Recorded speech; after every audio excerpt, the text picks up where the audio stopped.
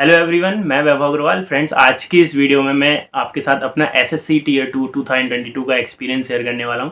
Friends, मैंने भी इसका एग्ज़ाम दिया था, मतलब टीयर 1 मेरा क्लियर हो गया था। मैंने पहली बार ही एसएससी का फॉर्म भरा है लाइफ में, और मैंने इसका पेपर दिया टीयर 1 का। बहुत ही ईजी लेवल था, आप सभी को पता है जिसने भी दिया है टीयर 1 का, तो वो क्रॉस हो गया था।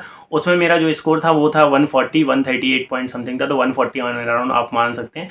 फिर उसके बाद अभी टीयर 2 जो था वो मेरा 3 मार्च 2022 को था। ये मेरा फर्स्ट एंड लास्ट अटेम्प्ट था, मुझे इसके बाद नहीं देना है, लेकिन मैंने सोचा था मैं दे के देखता हूँ कैसा क्या रहता है। और मैं ऑलरेडी इन्फोसिस में काम कर रहा हूँ और बहुत अच्छा सब कुछ चल रहा है, लेकिन फिर भी मैंने सोचा एक बार दे के देखते हैं कैसा क्या रहता है। और लोग बोलते हैं कि देना चाहिए, इतना आसान नहीं होता है। तो मैं यहाँ पर अपना एक्सपीरियंस शेयर करने वाला हूँ कि क्या मेरी प्रिपरेशन थी, मैंने कितनी प्रिपरेशन करी और उसके हिसाब से मुझे क्या लगा, पेपर का लेवल क्या था, डिफिकल्टी लेवल क्या थी। टीयर 2 के बारे में ही केवल यहाँ पर अपन डिस्कस करने वाले हैं। तो फ्रेंड्स, सबसे पहले मैं बताऊं कि मेरा जो कल पेपर था वो था फर्स्ट शिफ्ट में, दैट इज 9 बजे मेरा पेपर चालू हो गया था, 11:15 तक पहला पेपर था। तो पहले पेपर में आपको पता है कि 3 सेक्शन होते हैं। पहला होता है आपका मैथ्स प्लस रीजनिंग, जो 1 घंटे का होता है। 30 क्वेश्चन आपके मैथमेटिक्स मतलब एप्टीट्यूड से होते हैं, 30 क्वेश्चन आपके रीजनिंग से होते हैं। फिर उसके बाद सेकंड आवर में आपको मिलता है इंग्लिश के मिलते हैं 45 क्वेश्चन एंड 25 क्वेश्चन आपके होते हैं जीके वगैरह के, आप बोलते हैं जनरल स्टडी, जनरल साइंस। फिर नेक्स्ट 15 मिनट्स में आपको पढ़ने पड़ते हैं 20 क्वेश्चन कंप्यूटर के। उसके बाद 1.5 से 2 घंटे का गैप होता है। फिर आपका जो पेपर होता है टाइपिंग का, टाइपिंग होता है आपका 2 बजे चालू हो जाएगा, 2 से चलेगा वो 2:40 2:35 तक चलता है। तो उसमें क्या होता है टाइपिंग में फ्रेंड्स, 10 मिनट का पहले आपको एक टेस्टिंग टेस्ट देने मिलेगा। टाइपिंग टेस्ट होगा आपका, वो रहेगा केवल टेस्टिंग पर्पज से, कि उसमें आप अपना कीबोर्ड वगैरह चेक कर सकते हैं, कीबोर्ड की सारी कीज काम कर रही हैं कि नहीं। आप अपने हाथ वगैरह सेट कर सकते हैं, मतलब थोड़ा सा प्रैक्टिस कर सकते हैं। 10 मिनट का टाइम मिलेगा, उसमें पूरा पैराग्राफ दिया जाएगा आपको टाइप करने का, जिसका जो वर्ड लिमिट रहती है वो रहती है 2000 टाइपिंग, मतलब आपके जो लेटर्स रहेंगे वो आपको करने पड़ेंगे। तो वो आप कितने भी कर सकते हैं, 500 भी कर सकते हैं, वो आपके ऊपर है, वो आपको क्योंकि टेस्टिंग के लिए दिया गया। उसके बाद रहेगा आपका 3 मिनट का गैप, एग्जैक्ट 3 मिनट का गैप रहेगा, और उसमें टाइमर नहीं चलेगा। अगर आप सोचेंगे कि 3 मिनट का टाइमर चलेगा फिर उसके बाद आपका जो टेस्ट चालू होगा मेन टेस्ट, तो आपको पता चल जाएगा। तो क्या होता है फ्रेंड्स, हमारे साथ क्या हुआ कि हमने 10 मिनट का टेस्ट दिया, मतलब वो मॉक वाला जो टेस्ट होता है टाइपिंग का वो दिया। फिर 3 मिनट का गैप था, ये तो हमको पता था, हम लोगों ने सोचा टाइमिंग चलेगा, या फिर उसके बाद एक पॉपअप आएगा कि अब आपका एक्चुअल टेस्ट स्टार्ट होने वाला है, आप क्लिक करिए ओके पे, तो आपका चालू हो जाएगा। हम लोग यहाँ पर बातें करने लगे थोड़ा अड़ोस पड़ोस में, और एक्चुअल टेस्ट चालू हो चुका था, हम लोगों ने देखा नहीं, 5 से 7 सेकंड हो चुके थे। तो ये गलती आप ना करिए, अगर आपका टाइपिंग टेस्ट हो जाता है वो टेस्टिंग वाला, फिर उसके बाद आप कंप्यूटर स्क्रीन पर ही देखते रहिए, मतलब इधर उधर ज़्यादा भटकने की जरूरत नहीं है, बातें आगे करने की, क्योंकि 3 मिनट बाद आपका एक्चुअल जो टेस्ट है 15 मिनट का होता है, जिसमें आपका की प्रेस रहता है, अराउंड 2000 लिमिट्स रहती है, 2000 लेटर्स कैरेक्टर्स की। तो वो उसके लिए कोई टाइमर नहीं चलता है 3 मिनट के लिए, तो वो यहाँ पर आपको ध्यान रखने की बहुत ज़्यादा ज़रूरत है।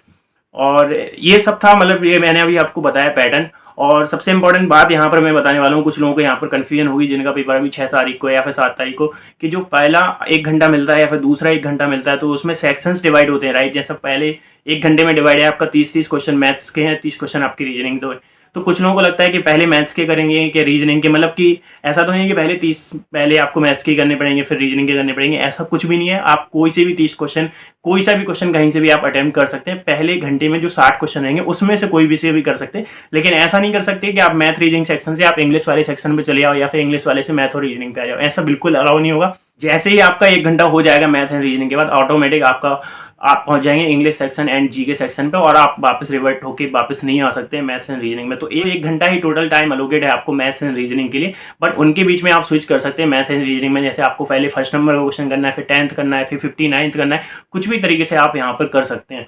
सिमिलरली आपका रहेगा यहाँ पे इंग्लिश के साथ आपका रहेगा जी के मर्ज, तो इंग्लिश के रहेंगे 45 क्वेश्चन और 25 क्वेश्चन आपके रहेंगे जीके के। तो इन दोनों के बीच में भी आप स्वैप कर सकते हैं। पहले आपको अगर जीके करना है, पहले क्वेश्चन आधे आपको इंग्लिश के करने हैं, आधे क्वेश्चन जीके के करने हैं, फिर आपको इंग्लिश की तरफ जाना है। तो वो आपकी स्ट्रेटजी है, आप अपने हिसाब से स्ट्रेटजी आप अपनी लगा सकते हैं, जो आपने प्रिपरेशन करी आप लोग करते आ रहे हैं, राइट।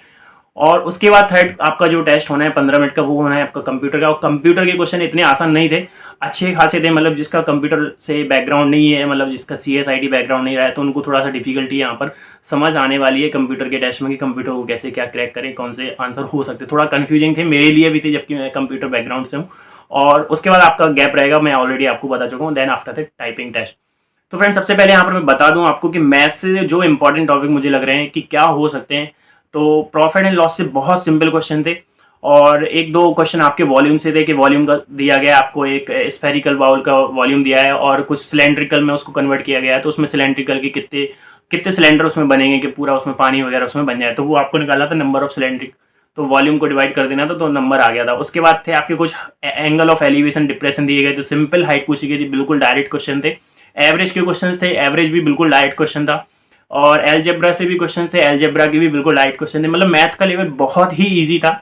कुछ इंपॉर्टेंट टॉपिक्स उसमें ऐड हुए हैं, जैसे प्रोबेबिलिटी। तो प्रोबेबिलिटी का एक क्वेश्चन था ट्रू एंड फॉल्स वाला, मतलब कि एक इंसान है वो 5/6 के हिसाब से मतलब उसकी प्रोबेबिलिटी है सच बोलने की, दूसरा इंसान है उसकी 2/3 उसकी प्रोबेबिलिटी है सच बोलने की।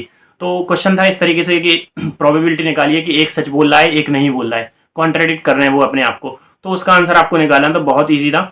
और उसके अलावा एक टॉपिक और ऐड हुआ है, मीन मोड मीडियन से related variance and standard deviation calculate करने को पूछा जाता है। तो 2 क्वेश्चन आए थे मेरी वाली शिफ्ट में, एक सिंपल था क्वेश्चन, उसमें मीडियन निकालना था, और एक क्वेश्चन था कि उसमें स्टैंडर्ड डेविएशन निकालना था। जो स्टैंडर्ड डेविएशन वाला था वो हल्का सा कैलकुलेटिव क्वेश्चन था।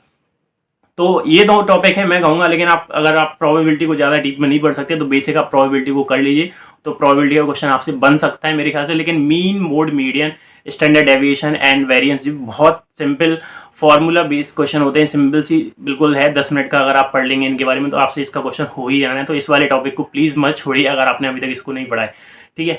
और इसके अलावा 1-2 कैलकुलेटिव क्वेश्चन और थे उसमें। एक कैलकुलेटिव क्वेश्चन ये था कि आपको रूम दिया है, उसकी लेंथ दी है, विड्थ दी है, हाइट दी है, तो उसमें जो डायगोनल है उसका जो हाईएस्ट मतलब जो लॉन्गेस्ट डायगोनल है उसकी आपको क्या बतानी थी, डायगोनल की लेंथ बतानी थी। और नंबर ऑफ डायगोनल्स कैलकुलेट करने के लिए आया था एक, आपको एक मतलब कोई एंगल दे दिया था इंटरनल या फिर एक्सटर्नल, तो उसमें नंबर ऑफ डायगोनल्स कितने बन सकते हैं वो आपको यहाँ पर कैलकुलेट करना था, वो भी इजी था। और कुछ कैलकुलेटिव क्वेश्चन थे वहाँ पे थे based on the compound interest वगैरह पे थे कि 12% के हिसाब से इस पर्टिकुलर प्रिंसिपल के ऊपर आपका इंटरेस्ट 3 साल में या 4 साल में कितना होगा वो आपको बताना, तो वो थोड़ा सा कैलकुलेटिव क्वेश्चन था।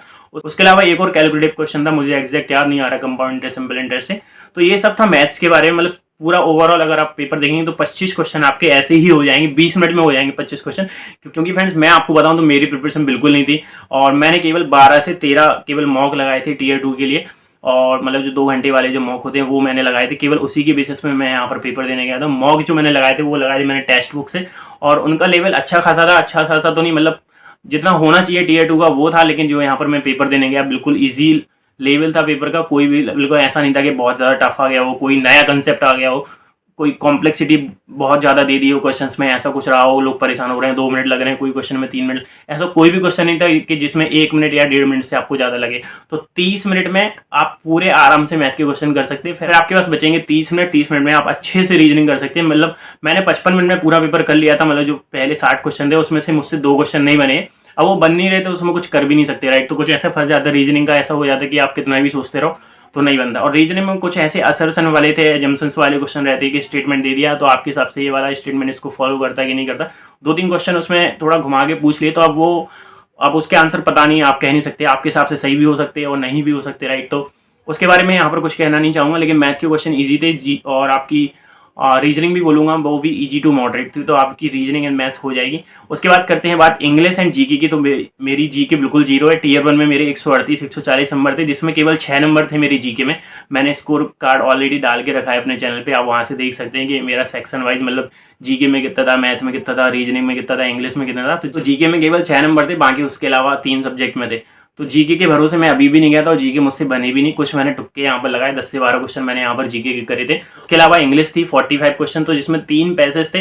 पैसेज सारे इजी थे, एक पैसेज बस थोड़ा सा घुमा के दिया गया था, उठ पटांग सा था, लेकिन कोई हार्ड नहीं था वो भी पैसेज। और बाकी पूरी इंग्लिश ईजी थी, ठीक थी। और मेरी इंग्लिश इतनी कोई अच्छी नहीं है, तो इंग्लिश भी मेरी राम भरोसे चलती है। मतलब मैं वीडियो जो बना रहा हूँ बिल्कुल सच बता रहा हूँ, मेरा जो एक्सपीरियंस रहा है, मैंने जो मॉक टेस्ट में देता रहा हूँ उसके हिसाब से मैं यहाँ पर बता रहा हूँ कि मेरा कैसा क्या लेवल है जीके का और इंग्लिश का। बाकी मेरी मैथ और रीजनिंग थोड़ी ठीक है तो उसमें अच्छा स्कोर हो सकता है मेरा, लेकिन इंग्लिश और जीके राम भरोसे, आप उसमें कह नहीं सकते कि क्या स्कोर होने वाला है। उसके बाद बात करते हैं फ्रेंड्स कंप्यूटर की। तो कंप्यूटर में मैंने 14 क्वेश्चन करे हुए हैं, 10 मेरे श्योर हैं कि मुझे ऐसा लगता है कि मैंने जो करे वो सही है। मैंने एक भी क्वेश्चन मैच नहीं किया घर आके कि क्या है उसका आंसर क्या होना चाहिए। और 4 क्वेश्चन मेरे वो थे जो मैंने उनको रिव्यू किया और आंसर भी किया, तो टोटल ऐसे मेरी 14 क्वेश्चन थे।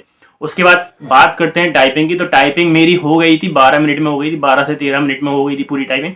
फिर उसको चेक करने के लिए जो रहता है, मतलब मैं शुरू से ही एक्यूरेसी अपनी मेंटेन करके गया था कि शुरू से ही अपनी एक्यूरेसी करें, क्योंकि बाद में टाइम मिला नहीं मिला चेक करने का। और वही हुआ फ्रेंड्स, मेरे साथ 3 मिनट बचे थे, किसी किसी के पास 5 मिनट बचे थे। लेकिन उसमें प्रॉब्लम ये थी सिस्टम में कि अगर आप चेक करते हैं ना कि ऊपर आप स्क्रॉल करेंगे पैराग्राफ को कि हाँ आप एक एक लाइन आप मैच करेंगे, तो वो ऊपर स्क्रॉल नहीं हो रहा है। अगर ऊपर स्क्रॉल हो रहा है, अगर आपको कोई एक वर्ड छूट गया, सपोज आपका वर्ड छूट गया है, आपको लिखना है सून, आपने सून लिख रहे हो एस टाइप किया तो पता नहीं वो कहाँ गायब हो जाएगा कर्सर। तो ये प्रॉब्लम उसमें आ रही थी, तो मैं खुद एक दो करेक्शन मेरी थी जो मुझे ऐसा लग रहा था कि हाँ यहाँ पर सही करना है, मुझे एक मिस्टेक हुई, तो वो मैं सही नहीं कर पाया। 2 मिनट में भी वो एक छोटा सा वर्ड में सही नहीं कर पाया, तो ये प्रॉब्लम उसमें आ रही थी। तो आप जब आप लिखते हैं देन एंड देयर ही आप कोशिश करेंगे आप पूरी अपनी 100% एक्यूरेसी आप वहाँ पर मेंटेन करके रखें। तो फ्रेंड्स ये था मेरा पूरा एक्सपीरियंस टीयर 2 का। मैंने तीनों सेक्शंस के बारे में आपको बताया और मैंने पेपर का डिफिकल्टी लेवल भी बताया। जब मुझे इजी लगा, मेरी कोई प्रिपरेशन नहीं थी। अगर आप लोग काफ़ी टाइम से प्रिपरेशन कर रहे हैं देन डेफिनेटली आप लोगों को टेंशन लेने की कोई ज़रूरत नहीं है, पेपर काफ़ी ईजी था। अगर आपके शिफ्ट का पेपर बाई चांस टफ आ भी जाता है तो नॉर्मलाइजेशन होता है, आप सभी को पता है। तो नॉर्मलाइजेशन की बेसिस पे भी आपके स्कोर अच्छा खासा आप स्कोर यहाँ पर कर सकते हैं। और टाइपिंग टेस्ट मैं यही बोलूँगा सभी को कि टाइपिंग टेस्ट जरूर दें। अगर आपका सेक्शन 1 जो होता है आपका मैथ्स, रीजनिंग, इंग्लिश, जी के, अगर ये आपका बिगड़ भी जाता है, भगवान करें ऐसा बिल्कुल ना हो किसी के साथ, सबका पेपर बहुत अच्छा जाए, अगर बिगड़ भी जाता है तो फिर भी आप टाइपिंग छोड़ के ना जाएं, क्योंकि कुछ कह नहीं सकते यार कट ऑफ कितना क्या जा रहा है। आपके सपोज 250 स्कोर हो रहा है, आप सोचेंगे अच्छा स्कोर नहीं आया, 220 आ रहे हैं आपके, तो ये सब बिल्कुल ना सोचें। क्योंकि अभी आपने देखा कि टीयर 1 में कितना स्कोर गया है लोगों का, 115 114 कट ऑफ जा रहा है जनरल कैटेगरी का, तो आप उससे अंदाजा लगा सकते हैं कि टीयर 2 का भी कितना कट ऑफ जा सकता है। तो friends this is all about this video, और मेरा जो एक्चुअल एक्सपीरियंस था वो मैंने यहाँ पर शेयर करने की आपके साथ कोशिश की, और आई होप आपको इस वीडियो से कुछ ना कुछ हेल्प जरूर मिलेगी।